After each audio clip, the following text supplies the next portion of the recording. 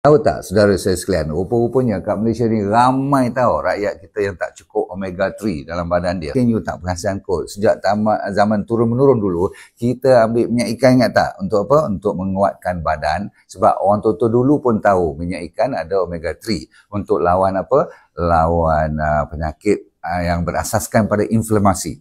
Semua penyakit sebenarnya berasas kepada inflamasi, faham tak? Jadi omega 3 itu dulu dengan ikan, dah sekarang tak boleh makan. Ikannya banyak yang tercemar dengan apa bahan-bahan heavy metal. Betul? Kalau siapa sakit je, dia semua bermula daripada inflamasi. Termasuk daripada diabetes, blood pressure, ataupun sakit-sakit bengkak, ataupun sampai kanser, ataupun sendi-sendi ni pun. Maka saya cadangkan anda ambil DND essential oil. Jadi tak salah kalau you ambil untuk tujuan apa?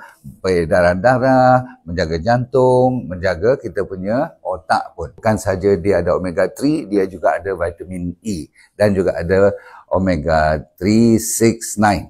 Diperbuat khas daripada asalnya daripada Peru dan dibawa ke sini dan di press elok, cold press supaya dia tidak rosak dan dimasukkan ke dalam soft gel. Kita ada kilang sendiri, kita import sendiri, lepas tu kita dapat sijil halal, sijil KKM lagi. Jangan lupa